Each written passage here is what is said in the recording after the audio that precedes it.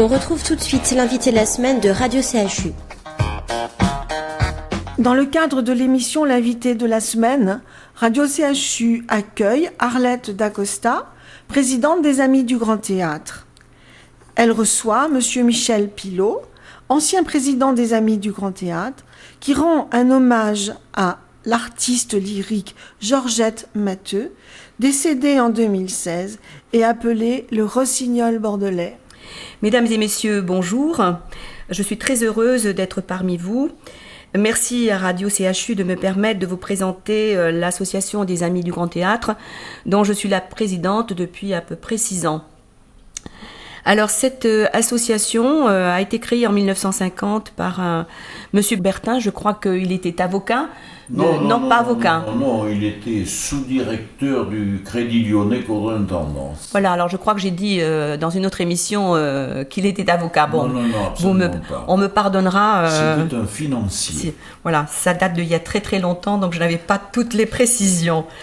Et donc c'est ce monsieur qui adorait donc la musique qui a créé donc cette association en 1950 et qui tout de suite a reçu l'aval de Jacques Chaban-Delmas qui était alors député maire et à l'époque c'était monsieur Vanni Marcus qui était directeur du Grand Théâtre et monsieur Roger Lalande a suivi et qui est un directeur qui a été vraiment très très connu.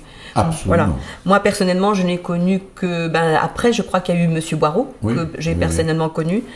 Et puis j'ai connu également, après lui, ça a été monsieur Thierry Fouquet qui est parti récemment. Et c'est monsieur Marc Minkowski qui a pris donc la direction de l'opéra depuis septembre dernier. Mais entre les deux, il y a eu monsieur Lombard. Ah exactement, j'ai oublié cet épisode, monsieur Lombard, tout à fait, qui était donc le directeur de l'opéra et directeur également de l'orchestre. Voilà. Alors aujourd'hui, écoutez, parmi nous se trouve monsieur Michel Pilot qui lui a été de 1981 à 2001 le président des Amis du Grand Théâtre. Et qui précédemment était vice-président. Ah ça je l'ignorais également. Vous voyez, on ne sait pas tout. Je vais droit à l'essentiel. Je connais les Amis du Grand Théâtre depuis leur création en 1950. Jusqu'en 60, je les ai vus de l'extérieur, mais à partir de 60, je les ai vus de l'intérieur. Et je suis devenu vice-président en 1966 ou 67, je ne me rappelle plus, jusqu'à ce que, monsieur Bertin s'est retiré, puis ensuite il y a eu monsieur Jean Bernard qui était professeur d'histoire et de géographie, qui a pris la suite, qui était un conférencier hors pair. Et puis ensuite, alors, monsieur Bernard est tombé malade et il y a eu un creux, là. Il y a eu un grand creux entre 1976 et 1981. Il y a eu un grand creux parce que, d'abord, au théâtre, on ne pouvait plus fonctionner comme par le passé. Et ensuite, parce qu'on n'a pas trouvé la personne adéquate pour présider l'association et ça a été un peu la débandade. Alors on est venu me chercher, car on est venu me chercher, moi je n'ai rien demandé à personne jamais. Et en 81, j'ai donc repris l'association et il a fallu la remonter. Ça n'a pas été simple, mais en fin de 15 adhérents à peu près quand j'ai repris l'association, nous sommes quand même arrivés en cours de route à dépasser le millier, donc les choses se passaient bien. Mais il faut dire que si elles se passaient bien, c'est parce que on avait l'oreille de la mairie et on avait l'oreille du théâtre. Et ça... oui, ce qui est à l'heure actuelle beaucoup plus difficile. Et il est vrai aussi que malgré les concerts de qualité qui sont proposés, les adhérents ont énormément baissé et là c'est vraiment difficile de faire remonter les choses. Oui, mais ça c'est une politique générale et je pense que tant que le pouvoir municipal et le pouvoir artistique au Grand Théâtre resteront ce qu'ils sont, ça sera toujours très difficile. Mais enfin, il ne faut pas désespérer. On ne désespère pas. Alors aujourd'hui, vous êtes notre invité parce que nous allons parler de 2 concerts que vont faire les Amis du Grand Théâtre. L'un, le premier, aura lieu le 1er mars et le deuxième le 29 mars, et tous les deux seront à l'Athénée Père Joseph Brzezinski, place Saint-Christoli à Bordeaux. Alors le premier concert, donc le 1er mars, c'est un hommage à Georgette Matteux, que personnellement j'ai connue, puisque j'ai travaillé avec elle de nombreuses années en tant qu'artiste lyrique. Et c'est une personne qu'on appelait à l'époque le rossignol bordelais, parce qu'elle avait une voix quand même assez exceptionnelle, voix exceptionnelle qui aurait pu faire une très grande carrière, mais qui adorait son mari et ses enfants, et donc a privilégié sa vie de couple, sa vie de famille. Et mais qui malgré tout faisait des premiers plans à l'Opéra de Bordeaux. Donc je pense que vous pouvez nous parler un petit peu de son parcours et des artistes qui vont bien sûr, ce sont des connaissances de l'opéra qui ont travaillé avec elle, qui vont donc rendre hommage. Donc on aura un petit peu de tout. Est-ce que vous pouvez nous parler du programme, de ces personnes-là ? Tout à fait, et j'en parle d'autant plus facilement que Georgette a apporté beaucoup aux Amis du théâtre, qu'elle avait, comme vous l'avez dit, les moyens de faire de grandes choses. On en a fait faire le maximum, et notamment les intégrales de Mireille que nous avons fait, et qui ont consacré justement ses capacités. Alors, en tant qu'artiste et en tant que femme, moi je dirais que c'était une artiste de talent et une femme de cœur. Absolument. Voilà. Absolument. Très bien. Et dans le programme que ces artistes vont... Alors, dans le programme, nous avons puisé dans ce qu'elle a apporté à l'association. Il est évident qu'elle a tout, ou pratiquement tout chanté, en opérette, en opéra comique et en opéra, donc on ne peut pas tout évoquer. Donc nous évoquons quelques passages en opérette, en opéra. Je souligne en particulier qu'elle a appris des choses spécialement pour les Amis du Grand Théâtre, qui allaient au-delà de son strict répertoire, mais qu'elle a toujours assumé avec le talent qui était le sien, et par conséquent nous puiserons un peu dans tout ça. Elle a fait également des galas au Grand Théâtre quand ces galas s'y déroulaient, aux côtés d'artistes prestigieux comme Simone Couder, Tony Poncet et quelques autres. Bien sûr, elle a fait une superbe carrière tout en étant artiste lyrique. Tout à fait. Voilà. Parce qu'il faut quand même préciser, je crois que c'est important puisqu'on parle des chœurs de l'Opéra de Bordeaux, que très souvent les gens ne connaissent pas le travail d'un chœur, mais un chœur, on appelle ça artiste des chœurs parce que justement, c'est des personnes qui sont capables de chanter seules et d'avoir éventuellement des premiers plans. Voilà, c'est cette différence entre un chœur amateur et des artistes des chœurs. À moins que vous donniez une précision supplémentaire. Oui, j'ajouterais que dans le temps du théâtre lyrique, il y a 60 ou 70 ans, on ne parlait pas d'artistes des chœurs, on parlait de choristes, parce que les chœurs étaient là, c'était un peu comme le décor, n'est-ce pas ? Ils étaient dans le champ visuel des spectateurs, mais au plan de l'action et du déroulement des opérations, ils n'apportaient pas grand-chose. Aujourd'hui, on a changé ça et on a bien fait, et on a bien fait, donc on a des artistes des chœurs. Encore que, pour avoir vu des spectacles, rarement, mais quelques-uns, à l'Opéra Bastille, à Paris, je pense que les chœurs sont encore utilisés selon l'ancienne procédure, si je puis dire, et qui font plus de la figuration que de la participation au spectacle. Bon, indépendamment des voix qui sont les leurs, ça c'est un autre. Voilà, mais ça c'est surtout un problème scénique. Et justement, je vais revenir à Georgette parce que je parlais de Mireille où on lui a fait faire 2 intégrales. Il y en avait même une 3e qui était en préparation, qu'elle n'a pas assumée pour des raisons personnelles.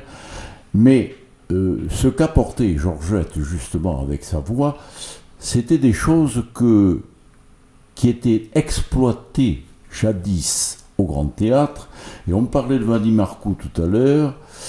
Et moi, je me souviens, il a monté, il avait imaginé de monter des matinées classiques lyriques pour les lycéens, les écoles, les étudiants, etc.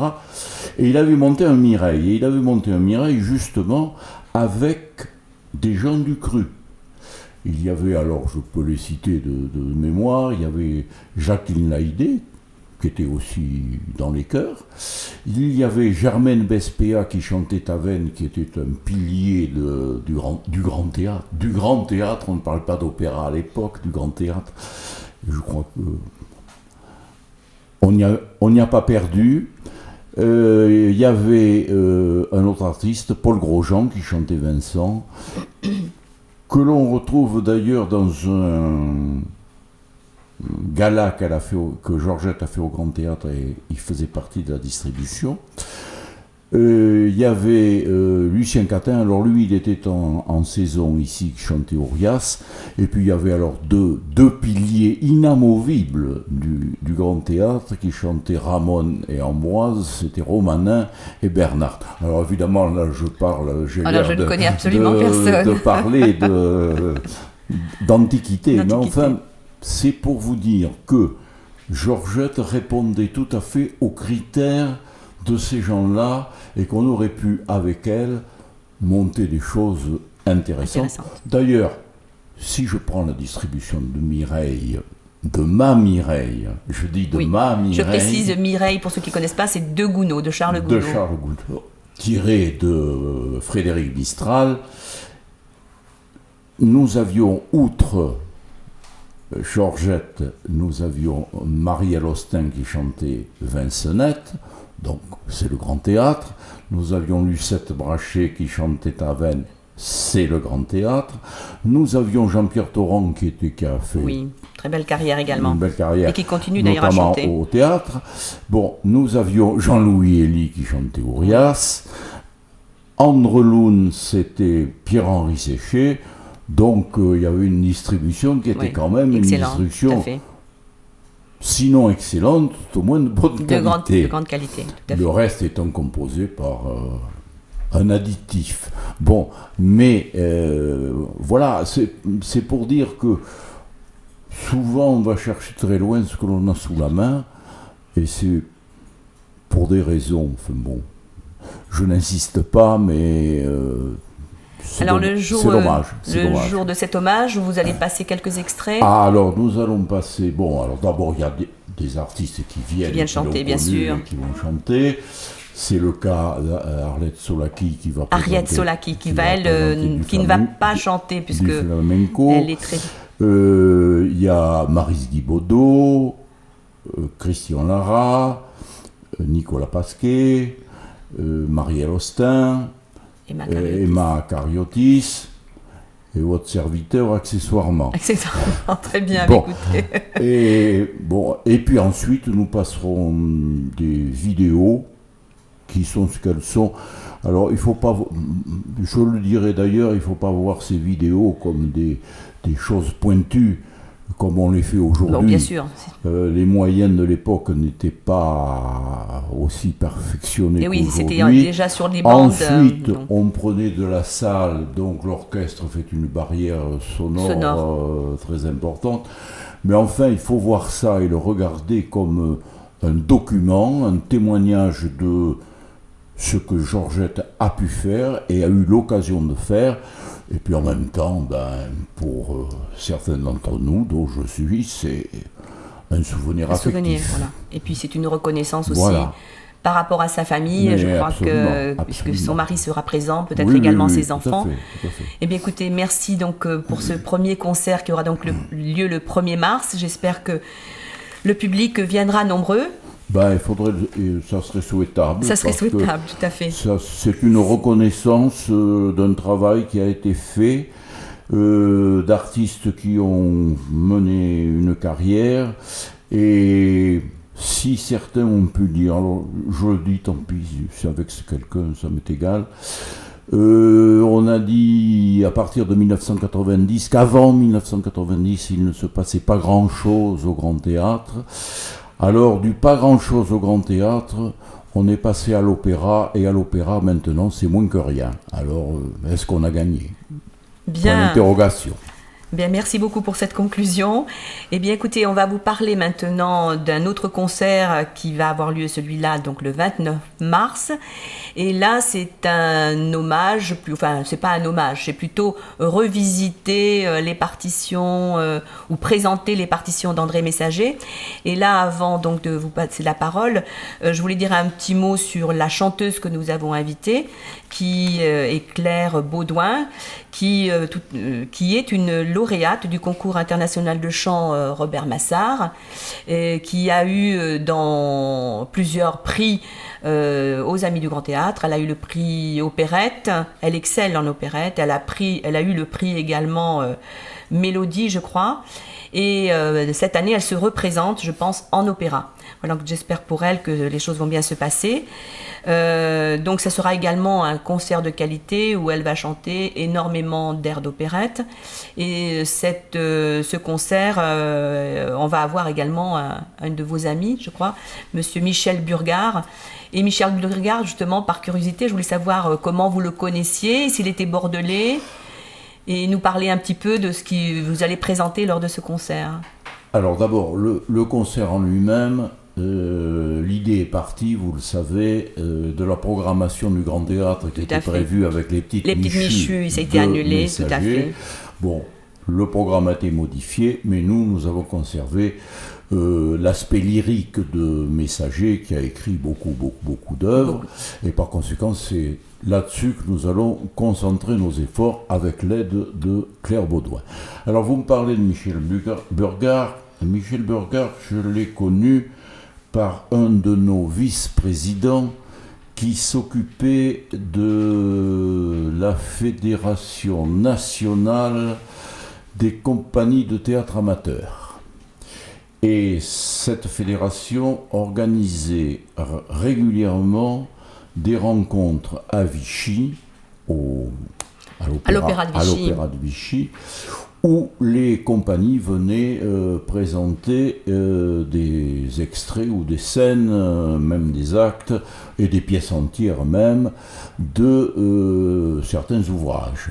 Alors, évidemment, les compagnies de comédie étaient beaucoup plus nombreuses que les compagnies de théâtre lyrique. Mais enfin, moi, à l'époque, j'avais une compagnie de théâtre lyrique à Bordeaux. Et nous y sommes allés pour présenter un acte de Mireille, justement, et un acte du Barbier de Séville une autre année. Il y avait également une troupe de Montceau-les-Mines qui présentait des opérettes de qualité, très bien montées. Et donc, le vice-président des Amis du Grand Théâtre, c'est moi qui l'y avais amené, était vice-président de la fédération en question. Donc, il allait à Vichy. Et à Vichy, il avait fait la connaissance de Michel Burgard, qui était musicologue, qui s'intéressait beaucoup à l'art lyrique et qui faisait partie du jury. Donc, c'est comme ça que j'ai été amené à le connaître. Et quand j'ai pris donc la direction de l'association, mon vice-président, là, qui était Monsieur Chaval, m'a dit « Mais pourquoi vous ne faites pas venir Michel Burgard ?» Alors, c'est comme ça que c'est parti. Pourquoi pas? Et ça fait plus de 30 ans que ça dure. Voilà, il revient régulièrement tous les ans pour nous présenter. Voilà. Bon, c'est un homme charmant, il vient à la maison, je l'héberge. Bon, moi j'ai connu sa femme, enfin bon. Très bien. Et alors, il était professeur de lettres au lycée de Bar-le-Duc, de lettres classiques. Voilà, il habite toujours et en ailleurs. même temps, il faisait de la musicologie à l'université de Reims. Voilà. Donc, il connaît bien le sujet. Voilà, oui, il connaît bien le sujet. Il y a une question que je vous ai jamais posée. Oui. Bon, vous avez été longtemps président des Amis du Grand Théâtre, mais vous avez vous-même fait du chant. Ah, j'ai fait moi-même du chant, oui, j'ai fait le conservatoire. Voilà, parce que pour comme être, tout un chacun. il faut préciser que pour être président de cette association, il faut avant tout connaître la musique, sinon pour préparer Il vaut mieux. il vaut mieux. Non, mais Si on n'est pas dans le milieu, c'est difficile j'ai fait de le faire des conservatoire. programmations. Je suis rentré tard parce que j'ai fait des études, j'étais sur Citer. Après, j'ai eu l'occasion de me marier, je me suis marié. Et je n'avais pas fait mon service militaire, j'ai fait 28 mois et je suis parti en Algérie comme beaucoup d'autres. Donc c'est en rentrant en Algérie que je suis rentré au conservatoire et j'étais à la limite. Bon, alors j'ai fait mes humanités et pour ne rien vous cacher, il avait été question que M. Lalande m'engage pour remplacer Jean Lenné qui partait, qui faisait partie de la troupe et qui est parti avec Zorba le Grec, c'est ce qu'il a lancé. Ça ne s'est pas fait pour des raisons, bon, je ne vais pas les évoquer ici. Et puis finalement, je ne regrette pas. Et j'ai monté alors ma propre structure. J'ai fait des animations scolaires pendant près de 6 ans, oui, 6 ans. Et puis ensuite, j'ai fait ma carrière aux Amis du Grand Théâtre, ce que je ne regrette pas d'ailleurs, parce que bien que à la marge, j'y ai fait des choses extrêmement intéressantes. J'ai rencontré beaucoup de gens, notamment du métier, des artistes. Et ça m'a apporté beaucoup, ça m'a demandé beaucoup de transpiration. Ah ben certainement. Parce que le travail, plus l'association, oui. Vous voyez bon, vous-même le temps que vous y passez. Donc, du matin au soir, on est bercé à GT. J'ai mouillé la chemise, d'autant plus que, non seulement je faisais l'administration, je faisais les mercredis toutes les semaines à l'époque. Oui, à l'époque, maintenant on ne peut plus. Et en plus, je participais aux jeux de scène. Alors, voilà, bien sûr, vous chantiez à chaque fois. C'était un gros boulot. D'ailleurs, je me rends compte, depuis il y a longtemps que je m'en suis rendu compte pour la première fois, c'est que quand j'arrivais au moment des spectacles, quand on montait les spectacles, leur préparation, leur mise en place, parce que vous parliez des chœurs, je faisais travailler les chœurs, je mettais en scène, j'interprétais, j'étais complètement sur les rotules et pensais bien que, à Féminin, quand nous présentions un spectacle, le matin du spectacle, à partir de 7h30, 8h, on montait les décors, on faisait les éclairages, le soir on faisait la générale, et le lendemain on faisait le spectacle. C'était épuisant.